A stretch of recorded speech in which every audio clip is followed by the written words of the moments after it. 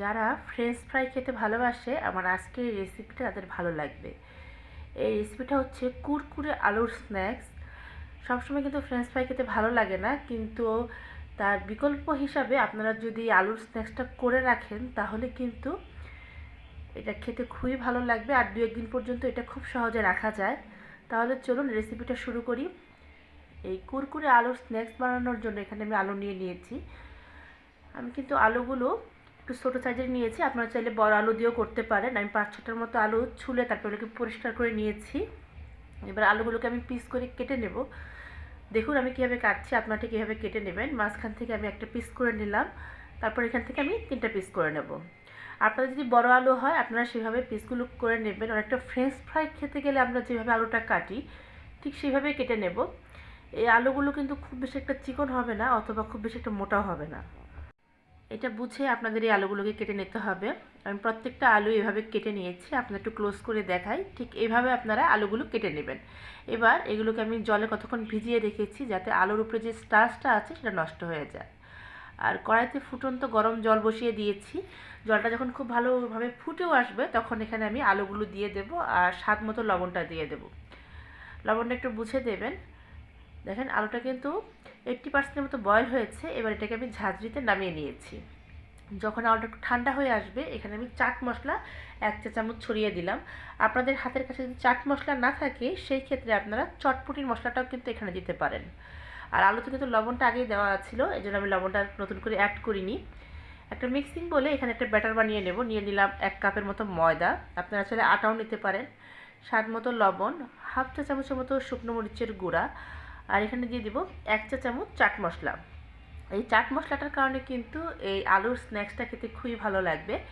এবার সব কিছু খুব ভালোভাবে আমি মিক্সড করে নিয়েছি। দেখুন চামচ দিয়ে আমি খুব ভালো করে মিক্সড করে নিলাম। এবার এখানে আমি জল দেবো। জলটা কিন্তু একটু বুঝে দিতে হবে, এটা নর্মাল জল, কোনো ঠান্ডা বা গরম জল আমি দিইনি।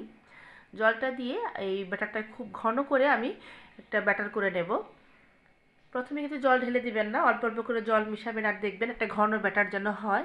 আমি 1 কাপের মতো জল দিয়েছি, আর একটু জল লাগবে, এখানে আমি আরেকটু জল অ্যাড করে দিচ্ছি। এবার এটাকে খুব ভালো করে হাতের সাহায্যে আমরা বিট করে নেব যাতে করে একটা ঘন মসৃণ ব্যাটার হয়।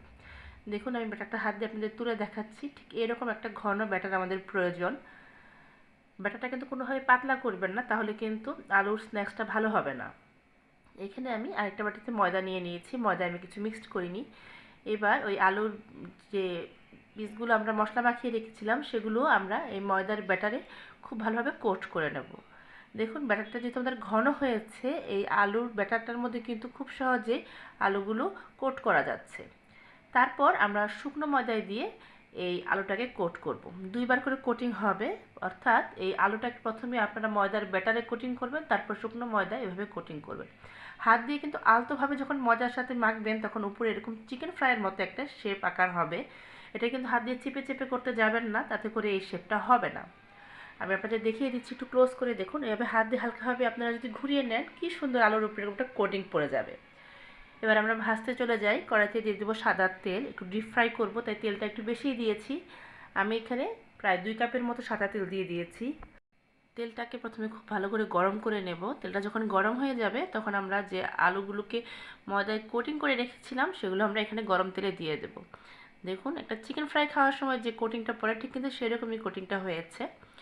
তবে চিকেন ফ্রাই খেতে আমরা যে ডবল কোটিংটা করি, এটা ডবল কোটিং করার দরকার নেই, শুধু সিঙ্গেল কোটিংটা করে নেবেন। আমার এই রেসিপিগুলো যদি আপনাদের ভালো লেগে থাকে তাহলে আমার চ্যানেলটা সাবস্ক্রাইব করে পাশে থাকা বেল আইকনটা বাজিয়ে দেবেন। আমি যখনই কোনো রেসিপি আপলোড করব আপনি সাথে সাথেই নোটিফিকেশন পেয়ে যাবেন। একটা সাইড যখন ভালো মতো ভাজা হয়ে যাবে তখন আমরা অপর সাইডটা উল্টিয়ে দেব। চুলার আঁচটাকে কিন্তু আমি মাঝারিতে রেখেছি, হাই হিটে ভাজতে যাবেন না, উপরে খুব সহজে কালার চলে আসবে, ভিতরে কাঁচা থেকে যাবে। 5 থেকে 7 মিনিট আমরা এগুলোকে ভেজেছি। যখন গোল্ডেন ব্রাউন কালার হয়ে গেছে একটা সার্ভিং ডিশে আমি সুন্দর করে এটাকে সার্ভ করে নিয়েছি। দেখুন দেখতে কতটা সুন্দর হয়েছে এবং খেতেও কিন্তু অনেক বেশি টেস্টি লাগে।